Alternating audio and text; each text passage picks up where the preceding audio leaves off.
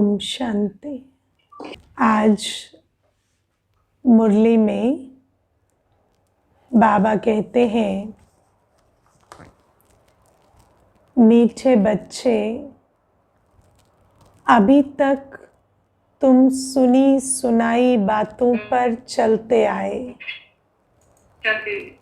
अब बाप तुम्हें डायरेक्ट सुनाकर आप समान नॉलेजफुल बनाते हैं। बाबा हमें अभी डायरेक्ट सुनाते हैं। अभी तक हम सुनी सुनाई बातें सुनते थे। सुनी सुनाई हम क्या सुनते थे और बाबा हमें डायरेक्ट क्या समझा रहे हैं। बाबा ने धक्के खाने से छुड़ा दिया, है ना। पहले समझते थे ये पढ़ो, वो करो, यहाँ तीर्थ करो, वो व्रत करो, ये पत्थर पहनो, है ना, वहाँ जल चढ़ाओ, वहाँ ऐसा करो। अब बाबा कहते हैं बस क्या करो, आत्मा समझ मुझे याद करो और हर कर्म मेरी श्रीमत पर करो। और भक्ति में तो सब कुछ करते भी थे पर गारंटी किसी चीज़ की नहीं थी, है ना। किया सब कुछ लेकिन फिर उससे प्राप्ति क्या, वो कुछ भी नहीं। कई बार सब कुछ किया फिर कहेंगे विधि गलत थी इसीलिए सिद्धि नहीं मिली। लेकिन यहाँ पर तो बाबा कहते हैं कि अगर तुम मेरी श्रीमत पर चलते हो तो तुम्हें 21 जन्म की राजाई गारंटीड है। उसको कोई छू भी नहीं सकता कि ऐसा नहीं हुआ। ठीक है, और क्या बताते हैं बाबा। जो सुनी सुनाई बातें भक्ति में कुछ और थी और अभी कुछ और है। तो एक तो हम शरीर नहीं आत्मा है, ये बाबा हमें ज्ञान देते हैं।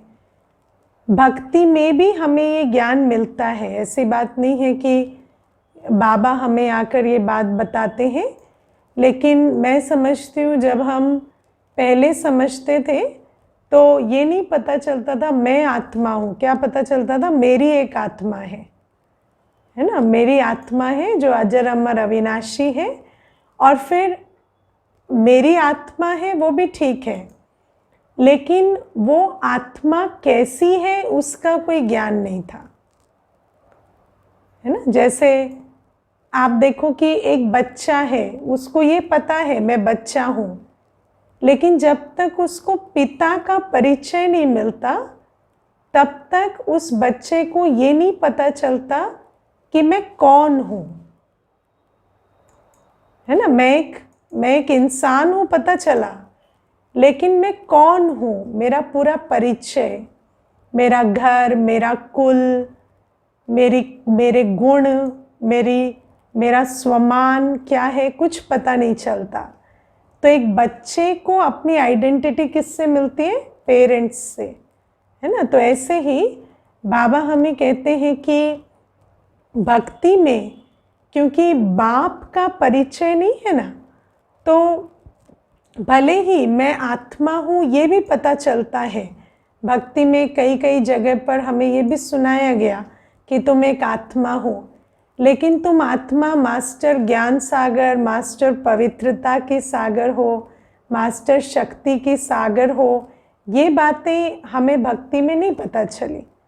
तो आत्मा समझते हुए भी मैं कैसी आत्मा हूँ, मेरा स्वमान क्या है, वो हमारी बुद्धि में धारण नहीं हुआ था।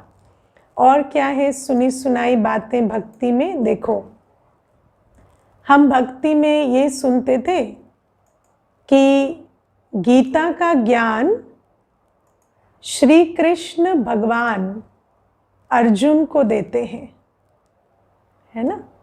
और महाभारत लड़ाई हुई थी, श्री कृष्ण ने अर्जुन को ज्ञान दिया था और उस गीता के ज्ञान से कुछ भी नहीं हुआ था। 5 पांडव गल मरे थे है ना। वैसे तो गीता का ज्ञान इसलिए था कि उससे अनेक धर्मों का विनाश, एक सद्धर्म की स्थापना हो।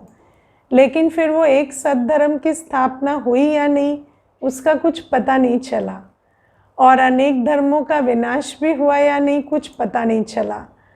तो बाबा हमें कहते हैं कि वो जो सुनी सुनाई बातें थी वो तो तुमने कृष्ण और अर्जुन की बात सुनी और तुम्हें एक कहानी के रूप में सुनाया गया कि ऐसा हुआ था वैसा हुआ था।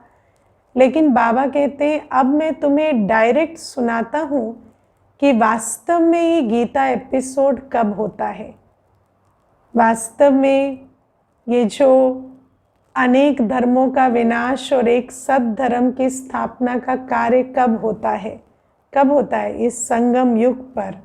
और प्रैक्टिकली वो अर्जुन कौन बनते हैं, हम बच्चे, और बाबा हैं वो निराकार भगवान जो भगवानुवाद सुनाते हैं।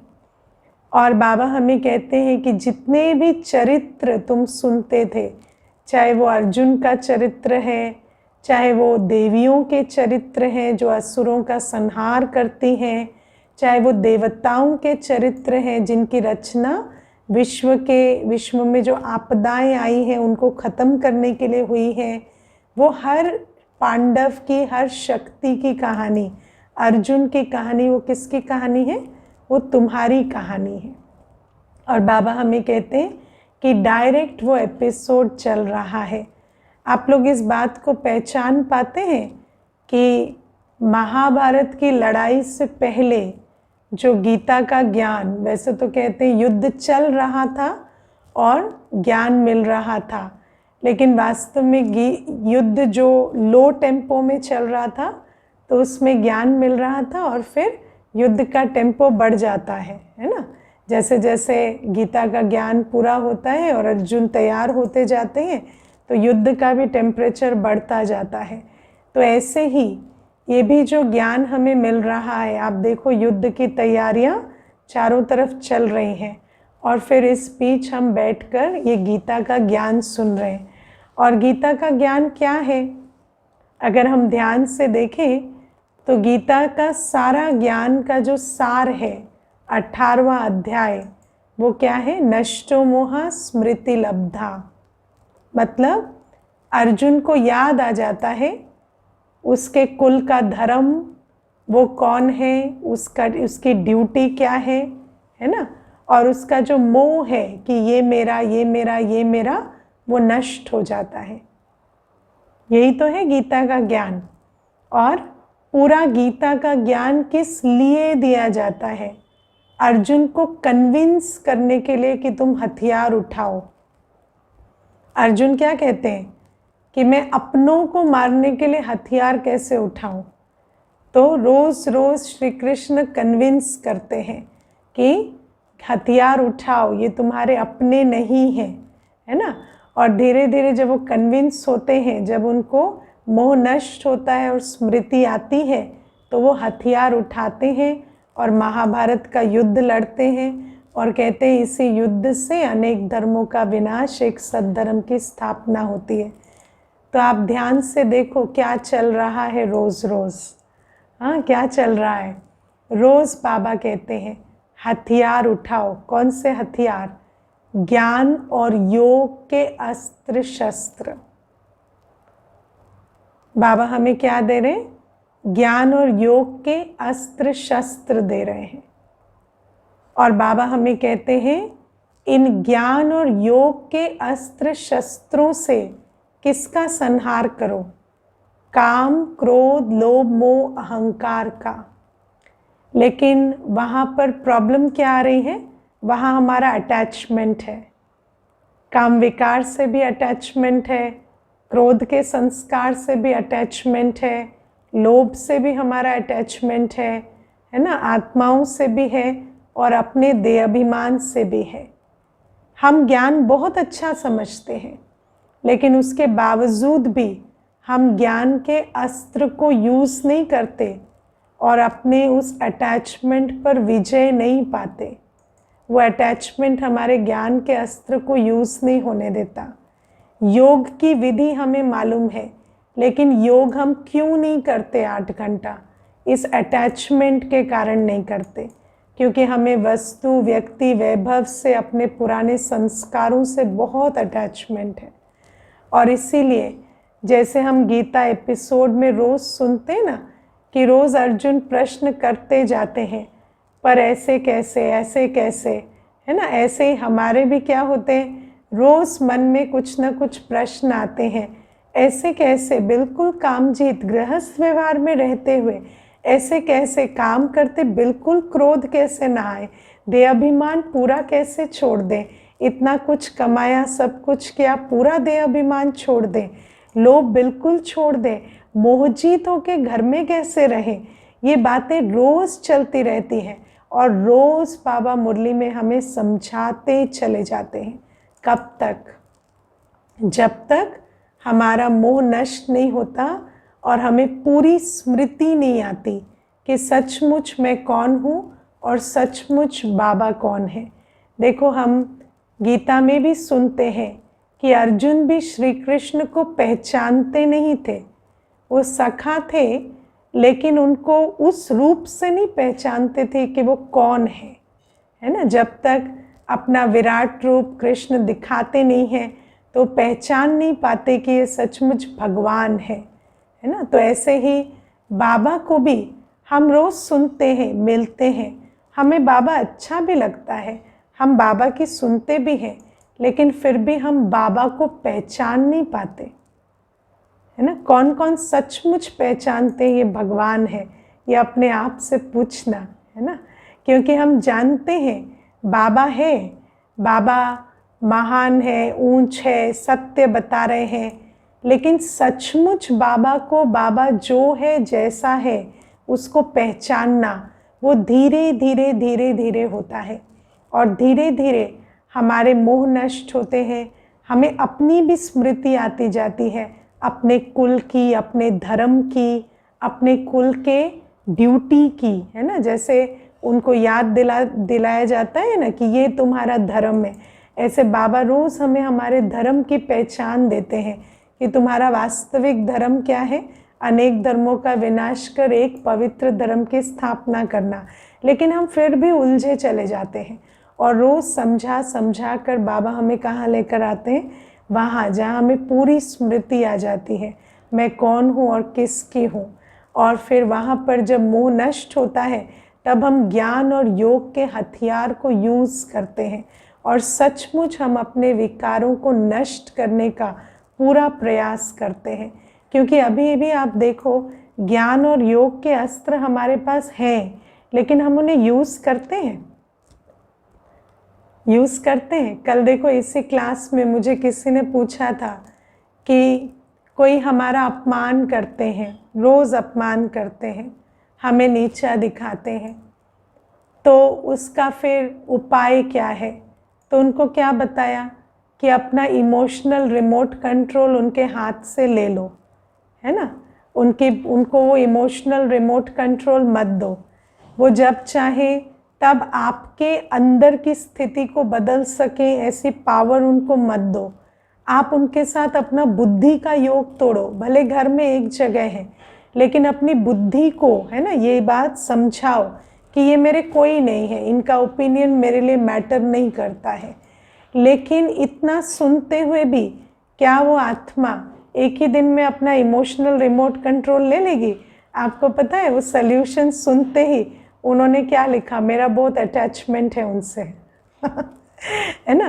तो ये जो मोह है, भले ही हमारे पास ज्ञान के अस्त्र शस्त्र हैं, ज्ञान हमें क्या कहता है कि तुम एक आत्मा हो, तुम यहाँ पर यात्री हो, तुम जिसको भी मैं और मेरा कह रहे हो वो तुम्हारा नहीं है वास्तव में। मुझे याद है जब मैं कोर्स कराती हूँ तो पहले दिन एक प्रश्न पूछती हूँ, हर कोर्स में एक प्रश्न पहले दिन पूछती हूँ, चारों तरफ नज़र घुमा कर देखो, ऐसा कौन है और क्या है जो अविनाशी है और अपरिवर्तनशील है। और हर कोई कहता है ऐसा कुछ भी नहीं है और कोई भी नहीं है। और फिर उनको पूछती हूँ कि अगर जो परिवर्तनशील है और विनाशी है उससे आप अटैच होंगे तो क्या मिलेगा? तो खुद कहते हैं दुख मिलेगा, है ना। तो फिर हम कहते हैं, बाबा हमें कहता है कि इस संसार में रहो लेकिन लगाव मुक्त हो जाओ, हर चीज़ को देखो पर समझो कि जब तक है अच्छी बात है, लेकिन कल परिवर्तन हो जाएगी। इस ज्ञान के पॉइंट को यूज़ करो लेकिन कितने हैं जो यूज़ करते हैं? करते हैं। सबको देखते हुए आत्मा है, इनका और मेरा तभी तक साथ है जब तक ड्रामा में है, ऐसे प्रैक्टिस करते हैं? नहीं। वो आत्मा जैसे ही मीठी बात करेगी उससे एकदम चटक जाएंगे, है ना, सारा ज्ञान बुद्धि में भूल जाएगा और एकदम से वो जो पॉइंट है उसको याद नहीं करेंगे। क्यों नहीं करेंगे? क्योंकि मज़ा किरकिरा हो जाएगा, मोह का लुत्फ नहीं उठा पाएंगे, है ना। तो ये जो, और ज्ञान कहाँ याद आएगा? जिस दिन झगड़ा होगा, है ना, जिस दिन झगड़ा हो जाएगा ना उस दिन खूब ज्ञान सुनाएंगे। एक दिन तो एक माता सेंटर आई और बिल्कुल सामने बैठी प्यार से बाबा का ज्ञान सुन रही है, इतनी लगन से कि बात मत पूछो। और क्लास पूरी होने के बाद मुझे कहती है, एक एक बात भगवान जैसी सच्ची बोलता है ना दीदी, ऐसी कोई भी इतना सच नहीं बोलता। एक एक बात सच्ची है बाबा की। हर आत्मा यहाँ पर धोखेबाज है, हर चीज़ परिवर्तनशील है, किसी को ट्रस्ट नहीं कर सकते। तो मैंने उसको पूछा, आज झगड़ा हुआ है क्या घर में? तो कहती आपको कैसे पता चला? तो मैंने कहा ऐसी बातें, इतना बाबा प्यारा लगता है जिस दिन झगड़ा होता है। है ना, तो उस दिन बातें बिल्कुल साफ साफ समझ में आती है। तो बाबा हमें कहते हैं कि ये जो तुम्हारा वस्तु व्यक्ति वैभव में मोह है ना, जिसके कारण तुम विकारी बन पड़े हो, काम क्रोध लोभ मोह अहंकार, क्या है? अटैचमेंट। बॉडी के साथ अटैचमेंट काम विकार, वस्तु के साथ अटैचमेंट लोभ, है ना, अपनी अर्जित देह अभिमान की चीज़ों के साथ अटैचमेंट ईगो, है ना, और संबंधों में अटैचमेंट है मोह। तो बाबा कहते हैं सब कुछ अटैचमेंट है, और जब तक ये अटैचमेंट रहता है तब तक तुम ज्ञान सुनते हुए भी ज्ञान को अप्लाई नहीं करते। क्योंकि ज्ञान क्या है? ज्ञान ये है अपने को आत्मा समझो और बुद्धि का योग वस्तु व्यक्ति वैभव से निकालो। लेकिन जहाँ हमारा अटैचमेंट है, जहाँ से हमें इमोशनल सप्लाई मिल रही है, वहाँ से हम अपनी बुद्धि का योग निकालते नहीं हैं। सुनते हैं, समझते भी हैं, बात ठीक है। अगर नहीं समझते तो क्लास में बैठते क्या? हाँ, समझते भी हैं कि अटैचमेंट है, अटैचमेंट निकालना चाहिए, लेकिन फिर भी जैसे ही वहाँ से रस मिलने लगता है वहीं पर ही उन्हीं के हो जाते हैं और फिर क्लास में आते हैं, फिर सुनते हैं। लेकिन धीरे धीरे, है ना, धीरे धीरे क्या होता है कि ये स्मृति बढ़ती जाती है। इसीलिए बाबा इतने वर्षों तक मुरली चलाता रहता है, क्योंकि रोज़ कुछ ना कुछ वो जो स्मृति है ना, जैसे मेमोरी लॉस जिसकी हो जाती है, उसको क्या करते हैं, रोज़ उसी स्थान पर लेकर जाएंगे, उन्हीं आत्माओं से मिलाएंगे, तो धीरे धीरे मेमोरी वापस आती है। तो बाबा भी रोज़ मुरली में हमें 84 जन्मों की यात्रा और रोज़ मैं किसकी हूँ, कौन हूँ, याद दिलाता रहता है। और धीरे धीरे वो स्मृति वापस आती जाती है, मोह नष्ट होता जाता है, और जब वो होता है तब धीरे धीरे लगन बढ़ती है, ज्ञान को यूज़ करते हैं, योग की विधि को अपनाते हैं, टाइम निकालकर अपने जीवन को योगी बनाते हैं। कौन कौन ऐसा समझते हैं कि धीरे धीरे जब रियलाइजेशन बढ़ती है तो योग करने का और ज्ञान को अप्लाई करने का इंटरेस्ट बढ़ता है, वैराग आता जाता है ना। देखो कितने जने ये बात कहते हैं, जैसे जैसे आगे बढ़ेंगे ना तो जो योगी बनने का और सचमुच ज्ञान को अप्लाई करने का इंटरेस्ट आता है, क्योंकि भक्ति धीरे धीरे छूटती है। भक्ति माना डिपेंडेंस, वस्तु व्यक्ति वैभव पर डिपेंडेंस, मोह ही भक्ति है, रावण राज्य ही भक्ति है।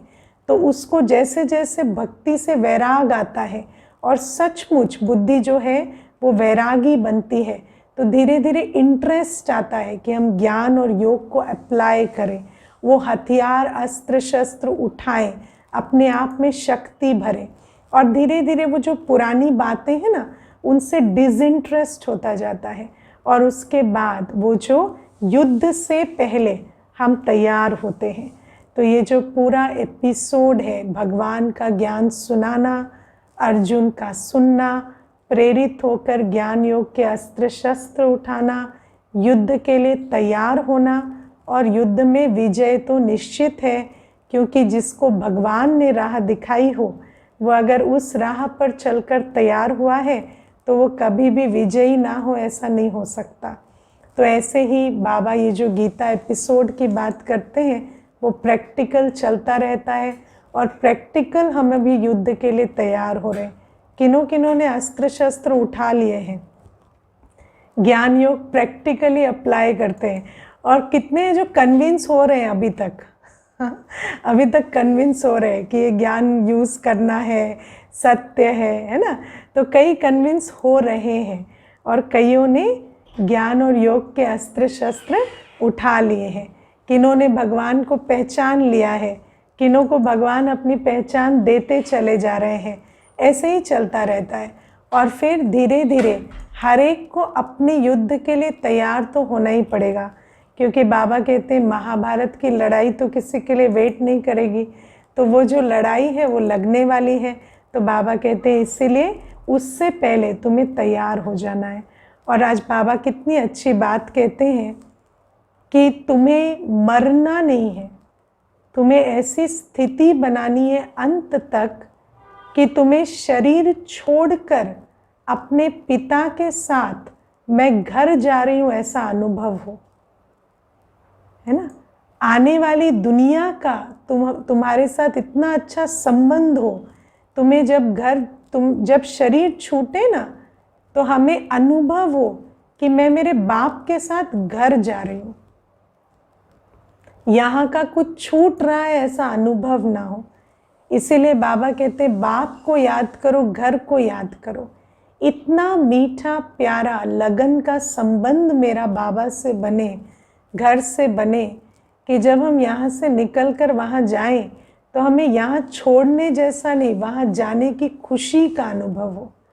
और बाबा इसीलिए कहते हैं मैं कोई तुम्हें मारने नहीं आया हूँ, मैं तो तुम्हें पुराने शरीरों से छुड़ाकर नए शरीर नई दुनिया में ले जाने आया हूँ।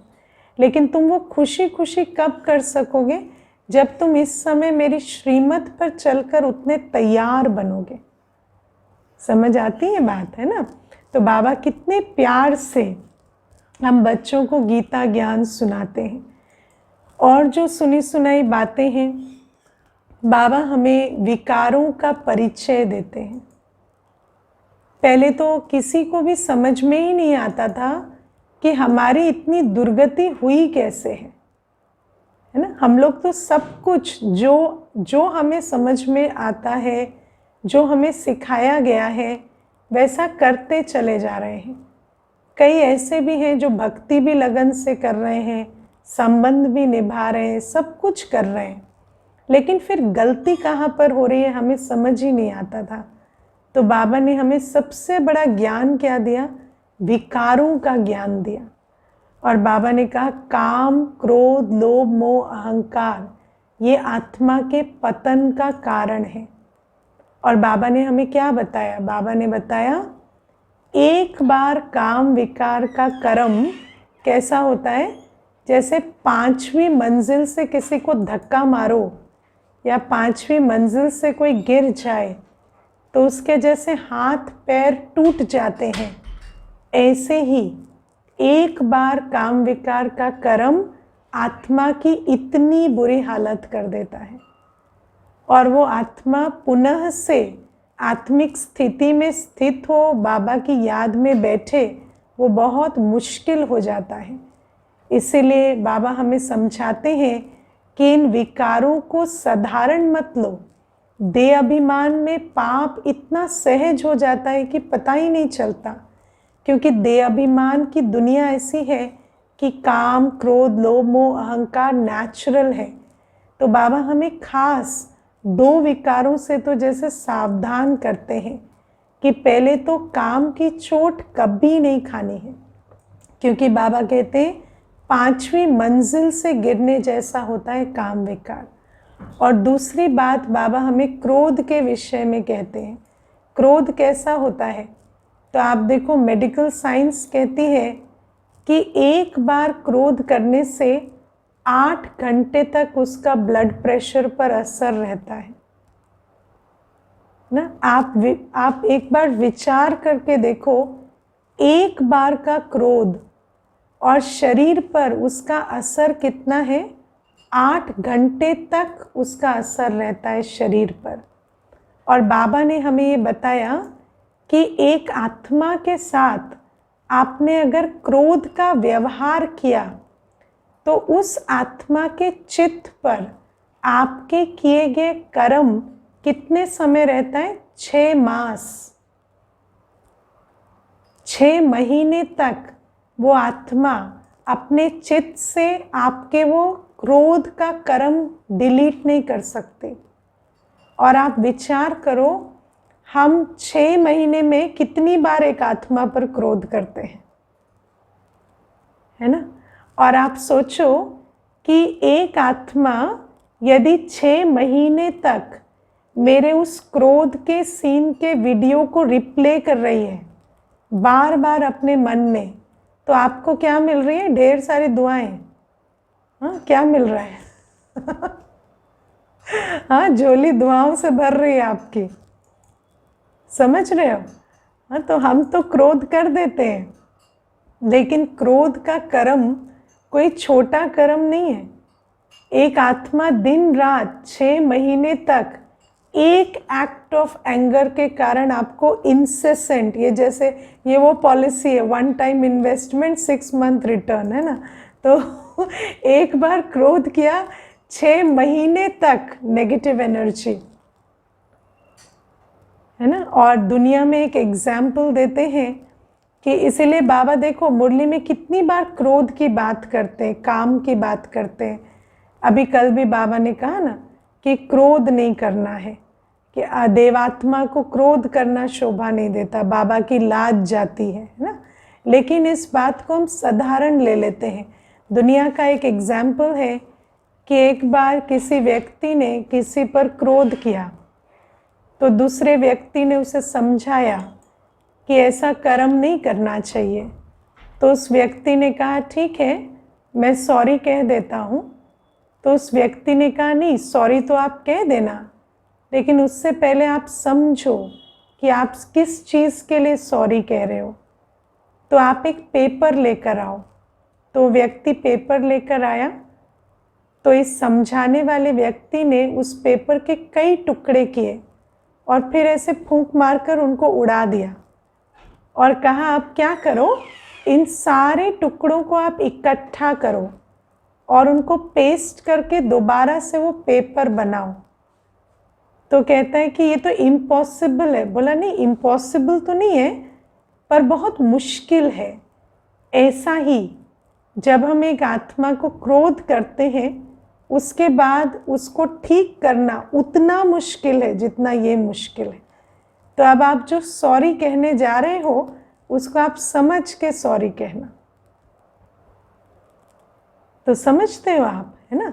जब हम पर कोई चिल्लाता है, अपने अनुभव से तो जानते हो ना, आप पर कोई क्रोध करता है तो कैसा लगता है? क्रोध भी क्या, एक छोटा सा स्लाइड ताना ही कोई मार दे, कैसा लगता है? वो बात भूलती नहीं है, बार बार रिप्ले होती है, बार बार उस आत्मा के लिए संकल्प चलता है।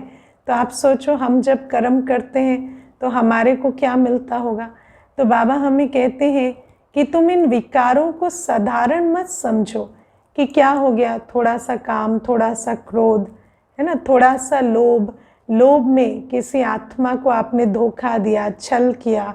बाबा कहते बहुत पाप चढ़ता है। तो बाबा हमें इन विकारों के प्रति वार्निंग देते हैं। दुनिया में तो लोग यही कहते रहते हैं, पता नहीं क्या हो रहा है, पता ही नहीं चलता क्यों ऐसा हो रहा है, भगवान ऐसा कर रहा है। लेकिन बाबा अभी हमें बहुत अच्छी समझानी देते हैं कि हमारे जीवन की दुर्गति, पतितपना किससे जुड़ा हुआ है? ये काम, क्रोध, लोभ, मोह, अहंकार से। और फिर जैसे सुषमा बहन ने सुना है ना कि उसका निवारण भी बाबा देते हैं। निवारण क्या है? बाबा हमें कहते हैं तुम अपने को आत्मा समझ, मुझ बाप को याद करो, है ना?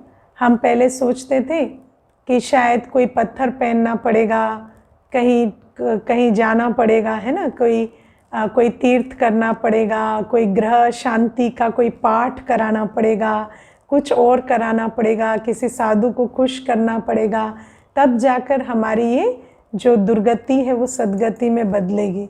लेकिन बाबा कहते नहीं, इसकी बहुत सरल विधि है। तुम अपने को आत्मा समझ बाबा को याद करो। ये एक ही निचोड़ है, इस सारे जो पाप की गति तुमने बनाई है इसका एक ही निचोड़ है। एक है बाबा को याद करो, दूसरा बाबा ही मेरा बाप, टीचर, सतगुरु, बंधु, साजन, सखा, सर्जन, बच्चा सब कुछ है। तो सर्व संबंधों से प्रैक्टिकल बाबा के साथ जीवन बनाओ। प्रैक्टिकल मेरी जीवन में मेरा बाबा ही मेरा बाप, टीचर, सतगुरु, माता, बंधु, सखा, साजन, सर्जन, बच्चा है। इस बात को बुद्धि में बिठाओ और कर्मों से दिखाई दे। बाबा कहते हैं ऐसी अपनी जीवन बनाओ कि तुम्हारा हर कर्म, हर संकल्प बाबा के लिए है। और बाबा कहते हैं यही इसका सल्यूशन है। दुनिया में तो आपको कहेंगे कि कोई मंत्र जपो, है ना, कोई कहेंगे कि चैंटिंग करो, कोई कहेंगे ब्रीदिंग एक्सरसाइजेस करो, उससे शांति मिल जाएगी। लेकिन बाबा कहते हैं इन चीज़ों से कोई सल्यूशन नहीं होगा। सल्यूशन किससे होगा? नष्टो मोहा बनो। और सर्व संबंध, जितने भी काके, चाचे, मामे, गुरु, गोसाई, जितनों से भी तुमने संबंध जोड़ रखे हैं, उन सब से बुद्धि का योग निकालो। मेरा तो एक शिव बाबा, दूसरा न कोई। उस अवस्था को बनाओ, क्योंकि याद उसी की रहेगी जिससे सर्व संबंध, सर्व प्राप्तियों का अनुभव होगा। तो बाबा कहते धीरे धीरे धीरे धीरे इस बात को बुद्धि में बिठाते चले जाओ कि मेरा तो एक शिव बाबा, दूसरा न कोई। और जब ऐसी अवस्था बनेगी और बाबा की निरंतर याद रहेगी, तभी आत्मा पतित कर्म से उन्मुक्त हो सकेगी। क्योंकि पतित कर्म कब बनते हैं? जब हमें वस्तु, व्यक्ति, वैभव की खींच होती है। और वो खींच कब होती है?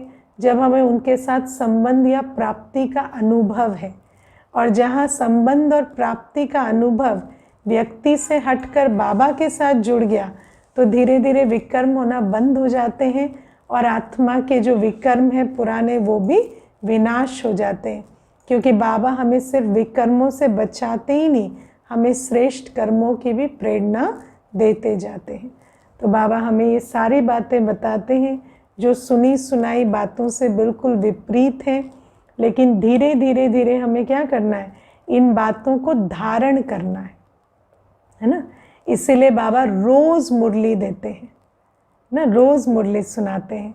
और बाबा कभी ये नहीं कहते कि कल ये बात कह दी थी तो अब 2 साल तक ये बात नहीं कहूँगा। रोज़ रिपीट करते हैं, रोज़ रिवाइज कराते हैं 84 के चक्र को, आत्मा के ज्ञान को। बाबा को याद करो, इस श्रीमत को, क्योंकि बाबा को पता है कि बच्चे इतनी जल्दी धारणा में नहीं आ जाते। इसीलिए रोज़ रोज़ बाबा हमें रिवाइज कराते हैं। और हमें क्या करना होता है? हमें बाबा से ही पूछना है, बाबा से ही समझना है, बाबा का ही बनकर रहना है। बाबा कहते हैं तुम मेरी नौका में चढ़ गए ना, अब उतरना मत है ना, मैं पार कर दूंगा तुम्हें, लेकिन तुम्हें बस एक काम करना है, उतरना नहीं है क्योंकि बाबा कहते उतरे ना तो कहाँ उतरोगे? बीच भंवर में, और डूब जाओगे। तो अब तुम नौका में बैठ गए हो, अब तुम उतरना नहीं। तुम्हें कितनी भी, आपको पता है नौका में कौन कौन बैठे लंबी यात्रा में? बहुत सी सिकनेस होती है ना, बहुत सी सिकनेस होती है। जब आप लंबी यात्रा में नौका में जाएंगे ना, तो आपको बहुत ऐसे अंदर से नौजिया होगा। कभी कभी आपका दिल करेगा इससे तो अच्छा पानी में कूद जाए, लेकिन पानी में कूदने से सिचुएशंस बेटर नहीं होगी, वर्स होगी, है ना। तो ऐसे ही बाबा कहते तुम्हें कुछ समझ में आए ना आए, कभी तुम्हें विकार तंग करें, माया के तूफान आए, तुम बस नौका में बैठे रहना, है ना। अमृत वेला उठ के बैठ जाना, मुरली सुन लेना, क्लास में बैठ जाना। तुम्हें ज़्यादा कुछ बुद्धि में नहीं बैठे तो सिर्फ कान से सुन लेना, लेकिन उतरना मत। तुम अपने डिसिप्लिन मत छोड़ना, है ना। और धीरे धीरे धीरे धीरे मैं तुम्हें पार ले जाऊंगा। मैं आपको बताऊं, कभी कभी आपको ऐसा लगता होगा कि आप ही के ऐसे फेजेस होते हैं जहाँ पर आपको बिल्कुल कभी कभी बाबा से बहुत लगन लगती है, और कभी बिल्कुल नहीं लगती है ना। कभी लगता है हम तो जानते ही नहीं बाबा कौन है। तो ऐसा आप ही के साथ नहीं होता, सबके साथ होता है, सबके साथ होता है, हमारे साथ भी होता है। माया का ऐसा ऐसा अटैक होता है कि सर घूमने लगता है है ना। लगता है कि आज पता नहीं अपनी बातें सुनाई नहीं दे रही है, मुख से बोल तो रहे लेकिन अपनी ही बात कानों तक नहीं जा रही है। ऐसी भी अवस्था होती है, माया इतना तंग करती है। लेकिन उसके बाद भी बाबा ने जो एक बात कही है ना, जो हमने गांठ बांध के रखी है, उतरना नहीं है, बैठे रहना है ना। उतरेंगे तो डूबेंगे, बैठे रहेंगे तो कैसे भी पार हो जाएंगे। इसीलिए अपनी मर्यादाओं को, ईश्वरीय नियमों को छोड़ना नहीं। और माया का जो तूफान है उसको इतना सीरियसली नहीं लेना है। वो आया है, चला जाएगा। आपको जो बाबा ने कहा है वो आप करते रहो। बाबा को याद करो, मुरली सुनो, अमृत वेला करो, अपनी जीवन में पवित्रता की धारणा करो।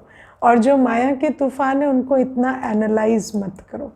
तो इसी प्रकार से बाबा हमें ये गीता ज्ञान सुनाकर धीरे धीरे देवी देवता पद दिला ही देते हैं।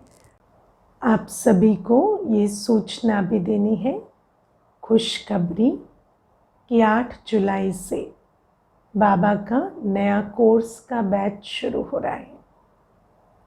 आपके स्क्रीन पर अभी आप देख सकते हैं उसकी डिटेल्स, और जो नंबर दिया हुआ है उस पर आप अपने सभी मित्र संबंधियों सभी को रजिस्टर करवाएं।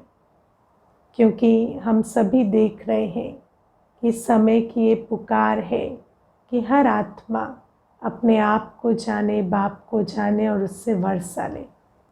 तो अपनी ये सेवा हर एक पर्सनल जिम्मेवारी के साथ करेंगे। हर मित्र संबंधी तक इस कोर्स की डिटेल आपको पहुंचानी है और उस नंबर पर रजिस्टर करवाना है। ठीक है।